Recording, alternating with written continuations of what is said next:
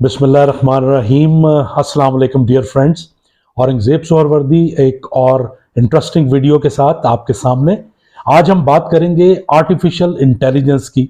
बहुत ज़्यादा बातें हो रही हैं। आर्टिफिशियल इंटेलिजेंस क्या चीज़ है, क्या इसके इस्तेमाल हैं, कितनी ये इम्पोर्टेंट है।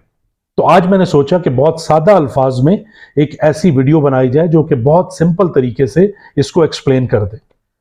तो सबसे पहले आर्टिफिशियल इंटेलिजेंस को समझने के लिए जरूरी है ह्यूमन इंटेलिजेंस को समझना। और आर्टिफिशियल इंटेलिजेंस कोई नई चीज नहीं है, अभी इसकी लेटेस्ट और मॉडर्न फॉर्म सामने चुके आ रही हैं, इसलिए हमें बहुत ज्यादा हैरत हो रही है। अगर इसकी मॉडर्न इख्तरा या मॉडर्न एवोल्यूशन का जिक्र करें तो जब कैलकुलेटर सबके सामने आया था तो वो आर्टिफिशियल इंटेलिजेंस ही की एक किस्म थी। उसके बाद जब कंप्यूटर आया तो वो भी आर्टिफिशियल इंटेलिजेंस की एक किस्म थी। बाद में इसने करते करते अब रोबोटिक्स की सूरत इख्तियार कर ली है। जदीद तरीन आर्टिफिशियल इंटेलिजेंस की मशीनें सामने आ रही हैं, रोबोट सामने आ रहे हैं, इसलिए इसने दुनिया को वर्ता हैरत में डाल दिया है। दूसरी इंपॉर्टेंट बात आर्टिफिशियल इंटेलिजेंस को समझने के लिए जरूरी है कि ये ह्यूमन इंटेलिजेंस की ही एक एक्सटेंशन है और उसकी ऑगमेंटेशन है। और ये काम भी बिल्कुल ह्यूमन इंटेलिजेंस के पैटर्न पे करती है।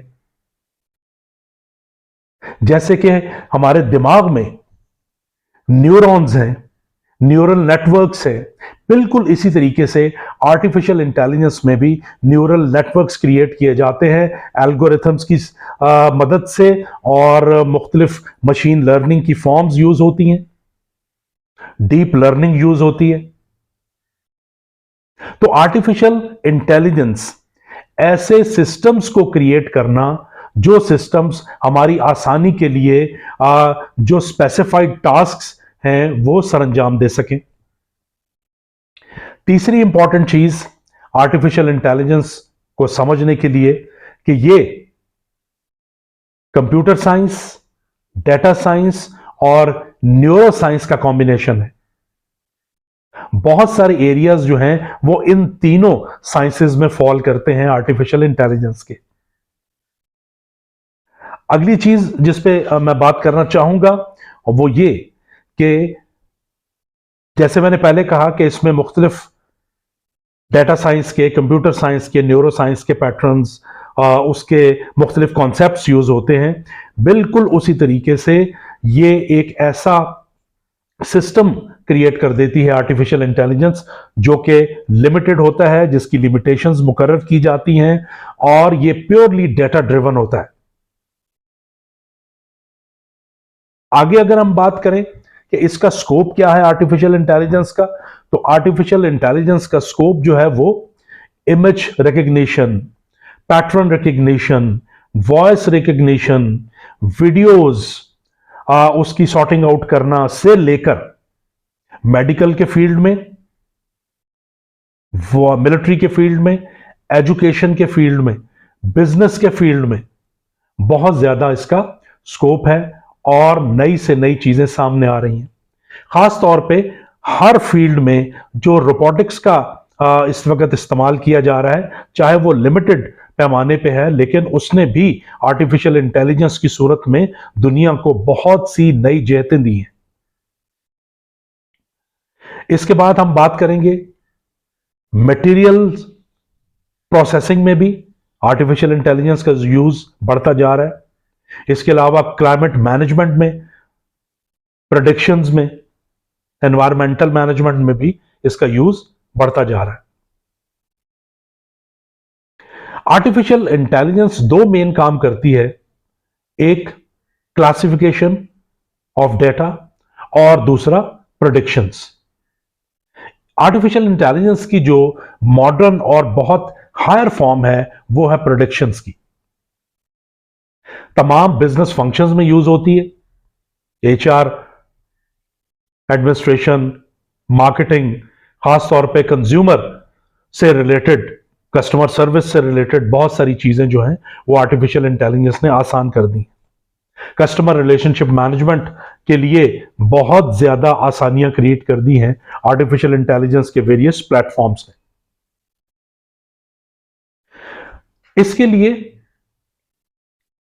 कॉम्बिनेशन फ्रॉम वेरियस डिसिप्लिन्स, जैसा कि मैंने अर्ज किया, बेसिकली ये काम कंप्यूटर साइंटिस्ट्स का है, जो कि बहुत सारे एल्गोरिथम्स के बेस पे, वेक्टर्स के बेस पे न्यूरल नेटवर्क्स क्रिएट करते हैं और उसमें डाटा फीड किया जाता है और अपनी मर्जी के ऑब्जेक्टिव्स जो हैं वो हासिल किए जाते हैं। लेकिन इसमें अब हर फील्ड से, चाहे वो आर्कियोलॉजी है, साइकोलॉजी है, न्यूरो साइंस है, मार्केटिंग है, कंज्यूमर बिहेवियर है, बहुत सारे फील्ड्स के स्पेशलिस्ट भी एक प्रोडक्ट तैयार करने में मददगार साबित होते हैं।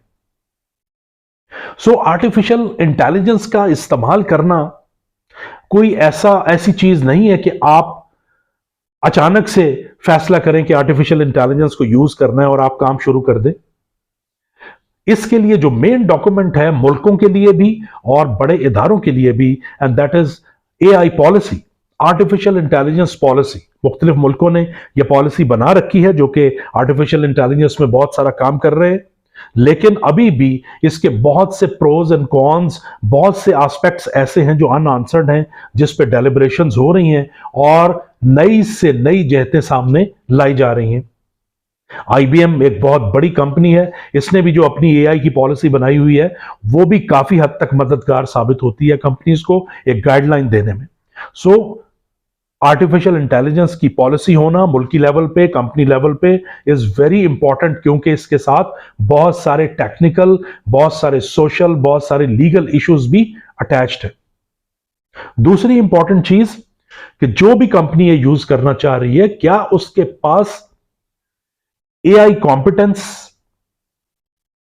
competences, digital quotient, virtual quotient, इससे रिलेटेड क्या ऑलरेडी कोई डॉक्यूमेंटेशन तैयार है, उसके एम्प्लॉइज क्या इस मयार पे पूरा उतरते हैं, क्या उनके पास आर्टिफिशियल इंटेलिजेंस की प्रोडक्ट्स को बनाने के लिए वो एनवायरनमेंट, वो इक्विपमेंट्स मौजूद हैं। That's very very important. खाली शौक के बेस पे या देखा देखी कंपनियां आर्टिफिशियल इंटेलिजेंस ना तो बना सकती हैं, ना ही उसको अडॉप्ट करके अच्छा परफॉर्म कर सकती। It has to be customised, it has to be under some umbrella of laws, regulations and competency model. अगली इंपॉर्टेंट चीज, आर्टिफिशियल इंटेलिजेंस या AI कल्चर। जो भी कंपनी आर्टिफिशियल इंटेलिजेंस की प्रोडक्ट्स यूज कर रही है, सर्विसेज यूज कर रही है, उसका एक खास कल्चर जिसमें ह्यूमन और AI की मुनासिब फिट हो, वो बहुत इंपॉर्टेंट है। उसके बगैर अच्छा परफॉर्म करना, रेजिस्टेंस फ्री एनवायरनमेंट में प्रोग्रेस हासिल करना इज वेरी वेरी चैलेंजिंग। फिर हम बात करते हैं एक और इंपॉर्टेंट एस्पेक्ट की, और वो है एक्सपेंडिचर ऑन आर्टिफिशियल इंटेलिजेंस। इसकी अगर हम बात करें तो एक्सपेंडिचर भी डिपेंड करता है कि आप किस लेवल की AI प्रोडक्ट्स या सर्विसेज में इन्वॉल्व हो रहे हैं। But expenses are huge.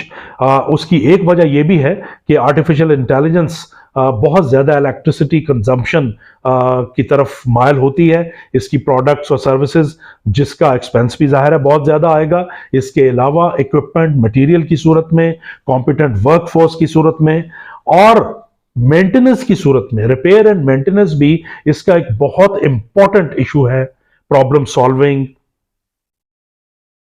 Crisis handling, तो इसका एक्सपेंस अगर देखा जाए तो काफी हायर टर्म में आता है। तो कंपनीज को एक्सपेंडिचर को भी अपने जहन में रखना है कि उनका रिटर्न ऑफ इन्वेस्टमेंट जो है वो किस तरीके से आएगा और कितना होगा, उसका किस प्रपोर्शन से होगा। दैट्स ऑल्सो फाइनेंशियल एस्पेक्ट जो है, that is also very important to contemplate. अभी मैं कुछ जिक्र करना चाहूंगा कुछ रिसोर्सेज का, कि जहां से आप आर्टिफिशियल इंटेलिजेंस पे नॉलेज हासिल कर सकते हैं, उन चीजों को ज्यादा गहराई में जाके देख सकते हैं। पाकिस्तान में भी एक national centre of artificial intelligence बनाया गया है इस्लामाबाद में, जो कि पॉलिसी रिलेटेड और product and service related issues को देखता है। इसके अलावा अगर मैं जिक्र करूं किताबों का, तो एक किताब है competing in the age of artificial intelligence, written by Karim R Lakhani. ये बहुत अच्छी बुक है जिससे बहुत अच्छी प्रैक्टिकल आपको मालूमात मिल सकती हैं। इसके अलावा दूसरी किताब है सेंटिएंट मशीन, जो कि लिखी है आमिर हुसैन ने, और इसमें भी आर्टिफिशियल इंटेलिजेंस से रिलेटेड बहुत इंपॉर्टेंट इंफॉर्मेशन है। इसके अलावा MIT IAP की वेबसाइट से आर्टिफिशियल इंटेलिजेंस की बहुत सारे आपको सैंपल्स मिल सकते हैं, बहुत सारी प्रैक्टिकल एक्सरसाइजेज मिल सकती हैं, और writer.me और डाले बहुत इंपॉर्टेंट हैं। कोर्स एरा पे भी कोर्सेज पड़े हुए हैं आर्टिफिशियल इंटेलिजेंस के, यूडेसिटी पे भी हैं कोर्सेज पड़े हुए, और इसके अलावा कोरा, पिक्सआर्ट, ये सारे रिसोर्सेज आपको हेल्प करेंगे to understand artificial intelligence in much more broaden way, much more deeper way. So thank you very much. See you with some other important video next time. Allah Hafiz.